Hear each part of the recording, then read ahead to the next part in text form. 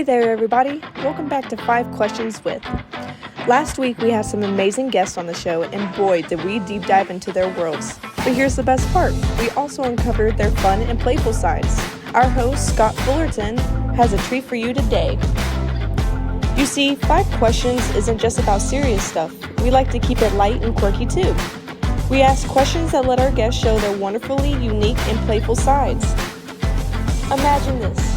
What would they do if they woke up as a squirrel one day? Or what's their favorite ice cream flavor that describes their personality?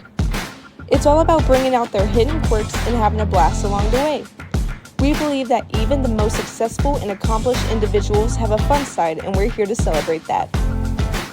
So get ready to witness the fun and playful side of our extraordinary guests. You'll laugh, you'll smile, and you might just discover a thing or two about them that you never knew.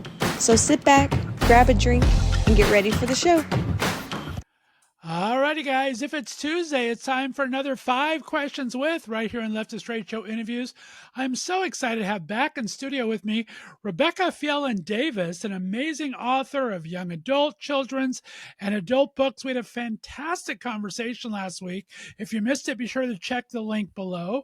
Rebecca, welcome back to Left to Straight Show. How are you? I'm great. Thank you so much for having me again, Scott. It was an amazing conversation. We have the re-release of a book that we talked about, a little hint of some upcoming projects. So I'm enamored with authors, and you do it well, my friend. So thanks for taking the time to speak to all my audience here. You ready to play a little 5 questions? I'm ready. Thanks so much. All right, question number 1. We didn't really get into it too much into your interview, but you are a huge travel person. I know you love South Africa and everything. Let's talk about your books, though. Which of your characters from any of your books would you most like to have as a travel buddy as you travel around? Oh, wow. That's a tough one. Not Medusa. I wouldn't want to travel with her. Right? Probably the mountain bikers, because it would be so much fun to travel with the mountain bikers and ride wherever we went. So Sadie, Allie, and Joe would be my first choices, and in that order: Sadie, Allie, Joe. Sadie rides at my level. Allie's way better. So that's why There that you order. go. Someone you can keep up with, right? Yes. I like it. All right, question number 2. If Chasing Alley Cat, your newest re-release, were made into a movie, who would you cast as the main characters? You keep your kind of eye on the pulse of those actors out there. Who would you like to see play some of these main Oh, wow. characters? I have to say that there's a director producer of indie films. Her name is Steph Borkland. She's in Tennessee, and she wants to do this book as a movie. She just has to find a way to do this. We did a short film of the condensed version of this story, 14 minutes condensed story together in Missouri in 2016. So Wow. she really would like to do a feature length. So I have to throw that in first. I all the actors I think of are older than would be appropriate for this, because these kids are 16 and 17, and I'm not very knowledgeable about the young actors. Can I ponder that? No, that sounds fair. I'd say, but nowadays you can have these actors into the 30s that play younger in That's all the true. That's television true. shows. But yeah, but Yeah. you're right. It's tough to kind of keep the pulse on that as well. So I understand. But I just And excited to hear that it was put into a short story. That's exciting. it was fun. And I after that experience, I know that we would have to have body double um trick actors. We'd have to have good mountain bikers to make the story work. We learned that the hard way. Right. I bet. I can only imagine. Well, talk about your life as an author for question number 3. Everyone kind of thinks it's a work at your own pace kind of thing. They don't think of the deadlines. What's the one or two things about being an author that people would be surprised to know? um, First of all, if you're an author and you love to create stories, you thrive all by yourself with your computer or your notebook, living in the world that you are creating as the story. And that's where we do our work. So then there's this other side that's just as important, which is called promoting your book, and it's a completely different skill set, and it's so alien. And I have one good friend, Megan Cooley Peterson. She's written a couple stellar novels, and she's very much an introvert, and she just hates the promotion, but she does a great job online, so she doesn't have to be out in front of people. But she's got the best Instagram posts ever. But even so, you are promoting yourself, and that's like a completely opposite skill set and passion. Like, I have no passion for promoting myself. I love to talk about stories, I love to talk about writing, but I don't like to promote myself. It just feels way too narcissistic, navel gazing. I hate it. So that's the biggest thing. That makes, I mean, we talked about during the interview. It's like you Yeah. expect you have these big publishing houses that are out there and they all consolidate anymore. So there's only a few of them that are really big there. And you think, oh, they're going to send you all over the country and help you sell these things. And not the case, right? Right. Right. Very different. All right. Question number 4. We talked about, I asked you in the full interview if you have a special place you like to write or anything, but what's the most unusual place or maybe situation where you found inspiration for one of your stories? um I talked about this at length in the other interview, but the Junk Woods, like this place along the Blue Earth River in Minnesota, where there was just trash. I could stepping stone for a whole mile on trash. There's such Wow. bizarre, different trash, and who would think, you could come up with a story idea there. But that's why, like I told you, I thought you could hide a body here and nobody'd ever find it. Who would find it? Mountain bikers. So that's the weirdest place I've been inspired. But I collect ideas, anywhere. I see a strange person walking down the street and I might make a few notes. Don't Well, this is public, but I do have my notebook with me all the time, and I have been known to write while driving and not looking at the page, and I can't always read it later, but I do that. Uh-oh. Yep, you gotta be careful with that, but how fun is that though? Oh my Yeah, don't goodness. tell All the right, and cops. question number 5, Rebecca. We talked in your interview, you were a voracious reader, as most authors are back when you were young. What's the one book you wish you could have written, or one that you'd really like to revise yourself and give it a Rebecca Fjelland Davis twist? Oh, okay. I know the answer to that.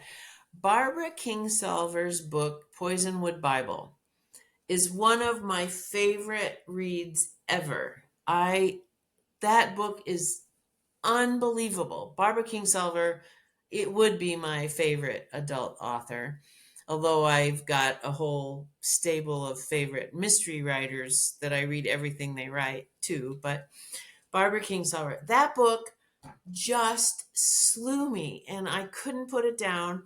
She does, I think there are 6 main characters, and every chapter has a different narrator. And after you're into the book, you can pick that book up at any point and you read a couple paragraphs and you know who's talking. She's that good at creating character through their voice. It's amazing. And the Wow. only thing, I couldn't make the book better except the last tenth of it. She gets really preachy about what society has done to native peoples in Africa. The book's set in Africa and the Congo for the most part. She gets a little too preachy about what society has done to people and to the environment and what we need to do differently. And I felt like this was the best story, one of the best stories I've ever read. Don't end it so pedantically. Just cut it off a little earlier. And I feel like I should not say this. Barbara Kingsolver is like the genius of all time. So I'm not one to criticize, but since you asked that, that's my answer. I love it. All right. Well, Rebecca Fjelland Davis, you made it through 5 questions. Remind everyone your website address, and we appreciate having you on. Thanks. That's RebeccaFjellandDavis.com. And you can find me through putting Chasing Alley Cat into one of the bookstores online, and then that can lead you to my website. Very Thank you good. so Rebecca, much thank for you so having me. much. I appreciate you being on 5 questions. Stay on the line for me. Guys, if it's Tuesday, it's always time for 5 questions. Stay tuned for the next 2 days. We have 2 brand new Left of Straight Show interviews every Wednesday, Thursday. We'll see you next time. Bye-bye. Bye. Alrighty, guys, if it's Tuesday, it's time for another 5 questions with. Back in studio with me today, I am so lucky to have fantastic filmmaker. He's a writer, he's a producer, he's a director. Nicholas Ma is here. His latest film is Leap of Faith, an amazing documentary that brings together 12 persons of faith that kind of talk about what it means to bring everyone together and how are we to love God and love each other. Nicholas, welcome back to the show, my friend. So glad to be here. We had a fantastic interview last week. If you missed it, be sure to check the link down below. We had a great chat about this, but now let's do a little bit of 5 questions. It'll be a little fun, a little sillier. Are you ready to go for this? I'm ready. All right. Question number 1. What's the most strange or unexpected inspiration you've ever had for one of your films or stories? I woke up bolt upright at 5 a.m. in the morning out in Western Massachusetts and realized I had to make a movie about a girl whose best friend was a plant. And I have no idea why it felt so urgent and so important, but it was like I woke up, I grabbed my phone, and I immediately texted my husband and my best friend. I was just like, I want to make this movie. I think I need to make this movie. And they were both like, do I need to know this at 5 a.m. on a Saturday? I don't know, but it seems really urgent to you. So yeah, that's probably the strangest one. But I had just been reading about how plants have all of these strange senses that we don't realize. Like they have a sense of hearing, a sense of sight, a sense of vibrations, all these things. I'm like, oh wow, we don't know that. What else don't we know? Let's have some. That would be fun. So. There you go. Amazing project. And of course, hubby's going to take a 5 a.m. call. He may not take the next one at 8 a.m., but at least the 5 a.m. he took. So that's a good news there. All right. Question number 2. If you could create a documentary on any fictional character, who would it be on and what would the angle be? Ooh, on any fictional character. Ooh, that's a tough one.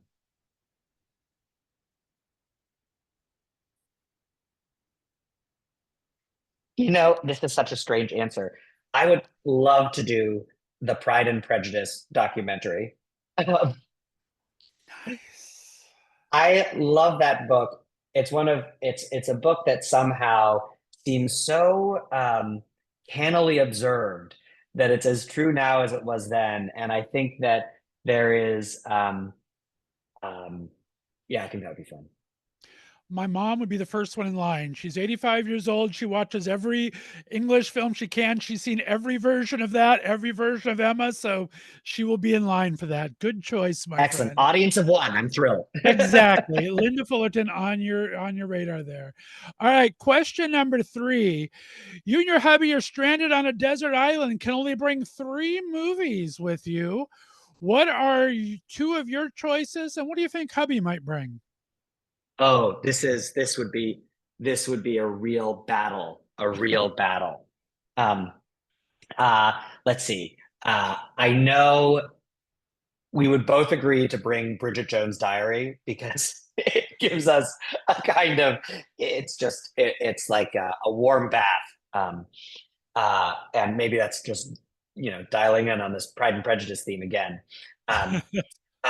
The second movie would be my choice alone, and I would probably bring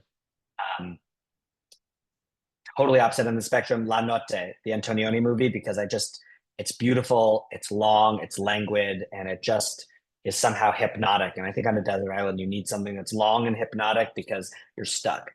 And then last movie would have to be my husband's, and I think he would choose. What would he choose? Wait, I'm trying to remember exactly. So I think You Married an Axe Murderer. What's the proper title of it? Oh my goodness. I think that's probably close to it. That's not my genre. So, all right.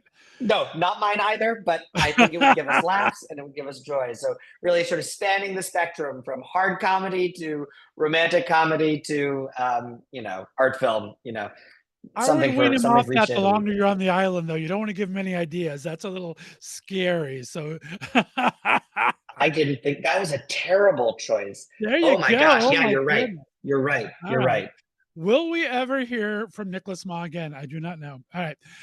Question number 4, my friend. We talked about your dad being Yo-Yo Ma. What's the best piece of advice, just in life or general, your father ever gave you? And what's the worst piece of advice he ever gave you? Worst piece of advice was definitely, you'll be okay, when I was 6 years old, and it gave me this scar right here. I was on a playground and he went to run after my sister. He said, "You'll be okay." And he came back and my face was a mess and covered in blood. So that was definitely the worst piece of advice.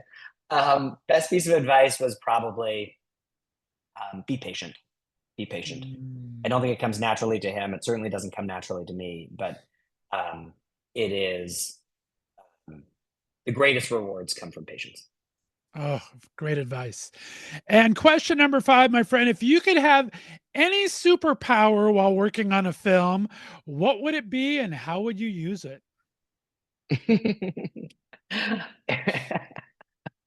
To gain an extra half hour in the schedule at any point in time. Time is key, right? Time is key. And there are those moments where you just realize you're in the middle of something beautiful. And if you could, and maybe this comes back to my dad's advice, you sometimes just have to stay in it, and you just have to say, no, this is the beauty, and we'll figure everything else out. We can't let go of this because this is the magic. There you go. Well said. Nicholas Ma, it's been a pleasure having you on again, guys. If you missed our full interview, check the link down below. I appreciate you so much for coming on Left of Straight Show interviews and doing little 5 questions with us. Remind everyone where they can find this amazing, powerful new movie, Leap of Faith, and where they can find you on social media. Absolutely. leapoffaithmovie.com has where all the showtimes are. We're open in 6 cities and growing across October. This weekend, we open at the Angelica in Houston in New York. And you can find me on Instagram at nicholas.h.ma, and look forward to seeing you there. Terrific. Stay on the line for me, Nicholas. Guys, if it's Tuesday, it's always 5 questions with. Be sure to stay tuned. We have 2 more great Left of Straight Show interviews coming up on Wednesday and Thursday. We'll see you next time. Have a great day, everyone. Thank you for listening to our bonus podcast, 5 Questions With. Be sure to look for us every Tuesday as we bring back some of your favorite guests from the previous week's interviews and some special best of 5 questions guests as well. If you haven't subscribed yet or hit the like button, tap those buttons now to help other people find Left of Straight podcasts. We appreciate you for listening and look for our interviews with your favorite LGBTQ and straight allies from entertainment, foodies, music, books, and advocacy. We'll see you next week, because if it's Tuesday, it's time for 5 Questions With.